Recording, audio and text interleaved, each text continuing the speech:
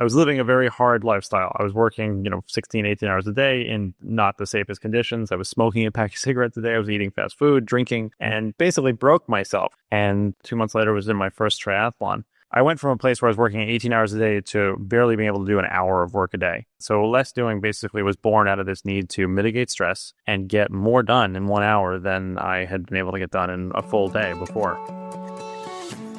Top leaders, meaningful conversation, actionable advice, bulldoze complacency, ignite inspiration, create impact. Produced by Southwestern Family of Companies.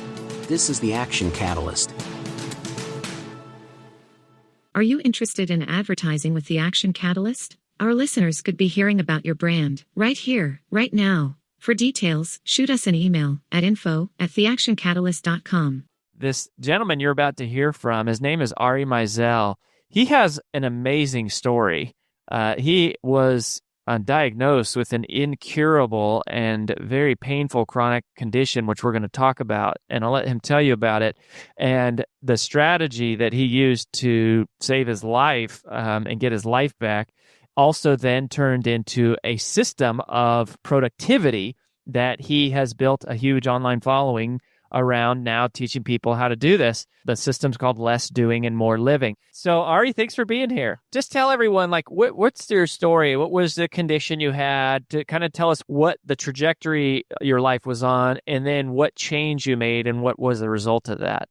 So I was working in construction. I was in real estate development in upstate New York, and I was living a very hard lifestyle. I was working, 16, 18 hours a day in not the safest conditions. I was smoking a pack of cigarettes a day. I was eating fast food, drinking, stressed beyond my mind, and basically broke myself. When I was 23, I was diagnosed with Crohn's disease, which, as you mentioned, is an incurable illness. And it was very, very rough for a few years. And I was on a lot of meds, and I kept getting sicker, and then basically had this big turnaround where I went on this long journey of self-tracking and self-experimentation. And about 4 months after that, I got off my meds, and 2 months later was in my first triathlon. And the way that sort of all confluenced into creating what I do now is that I went from a place where I was working 18 hours a day to barely being able to do an hour of work a day. And I was also stressed out of my mind. So less doing basically was born out of this need to mitigate stress and get more done in 1 hour than I had been able to get done in a full day before. And so before we dive into kind of how that applies in the professional world, what were some of the things that happened? What are some of the things that you did? Well, I did a lot of experimentation, but I ended up with a high-fat, low-sugar diet. So that was a big one. Exercise, not that I recommend Ironman, but exercise to the extent that I was really ramping up my metabolism. So I was able, in my opinion, to burn through food a lot better, which, one of the issues with Crohn's is that you end up getting obstructions because you have all this scarring. So that was helpful.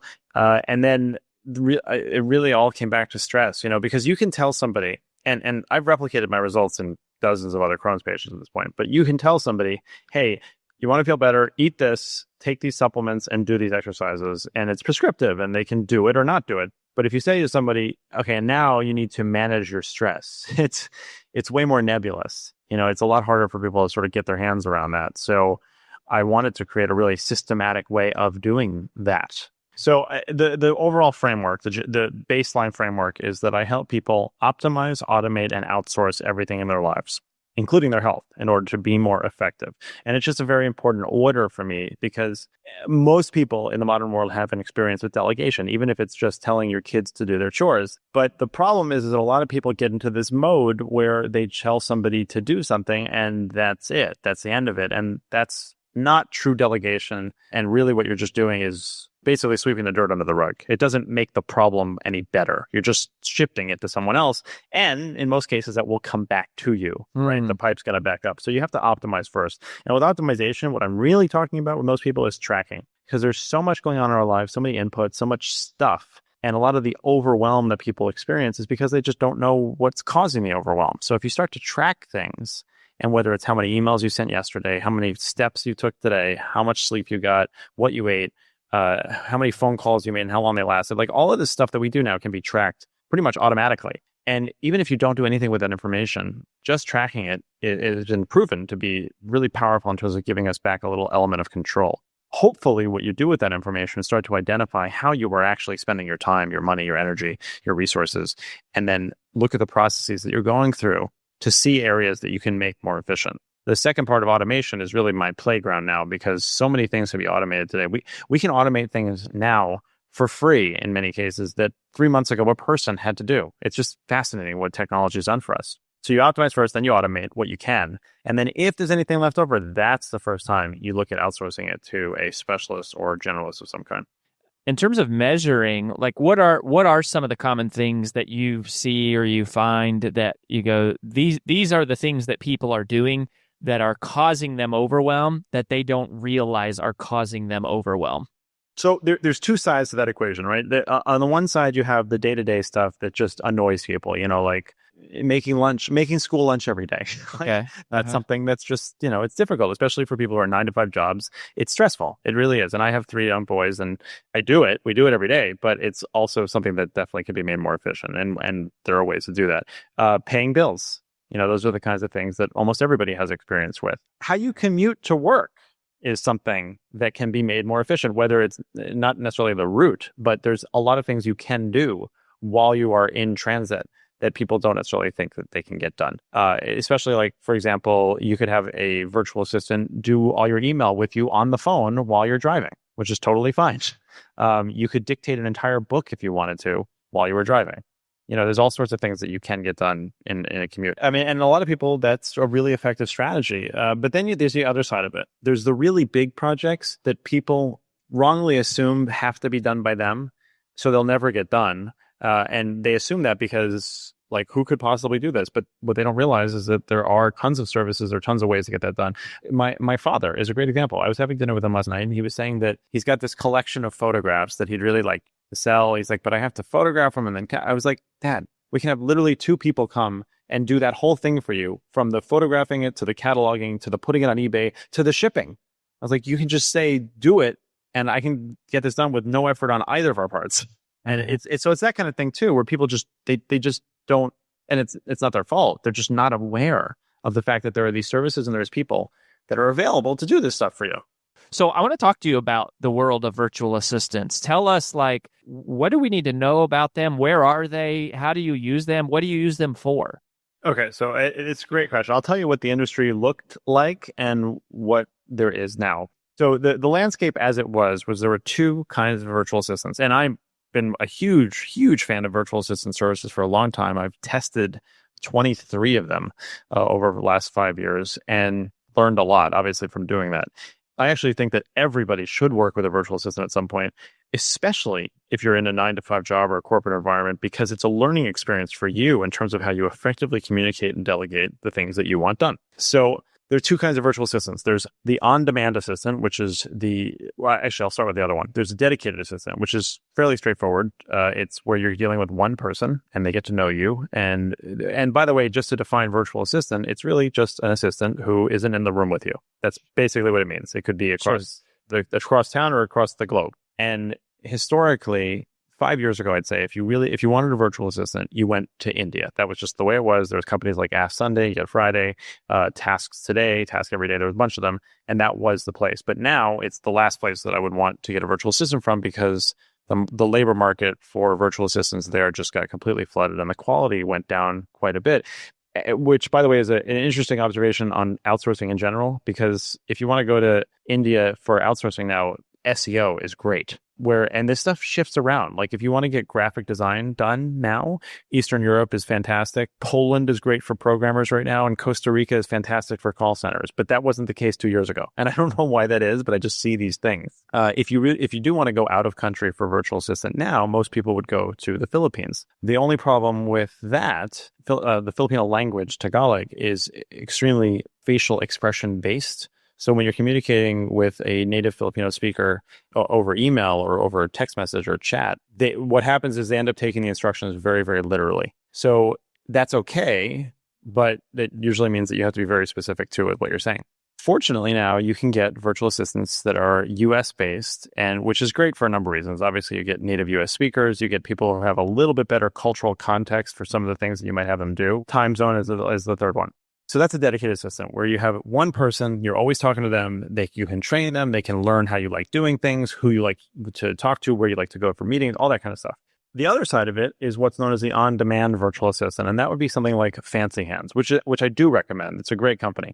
And with Fancy Hands, what you get is access to over 3,000 assistants, and you put your task into a pool. So you email it or leave a voicemail, and any one of those assistants can pick it up, do it, and move on from it. Now, the benefit to that is that it's usually a lot cheaper, enormously cheaper to have on-demand assistants. You get 24/7 response time because there's always somebody awake that's ready to do something. You get much faster response time. Typically within 10 minutes, you'll have somebody on something. And you get people from a wide variety of backgrounds and skill sets. The downside is that they're limited to tasks that take less than 20 minutes because, that's the way it is. There's no continuity. So if you're not good at describing your task, then you're going to have an issue. They can't make big purchases for you. So what we have now, which is the Less Doists, is a hybrid.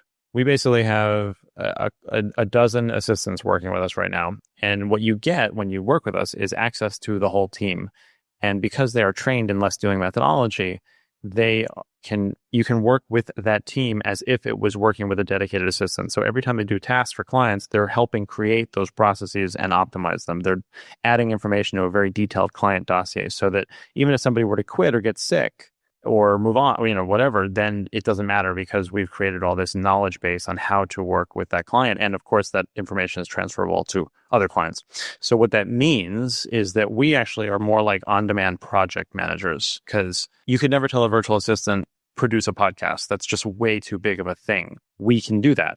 So what I've been basically trying to position this as is something that the market is missing, where people can say what they want done and we figure out the rest. So they don't have to know how to hire people or what the best resource is to get particular aspects done.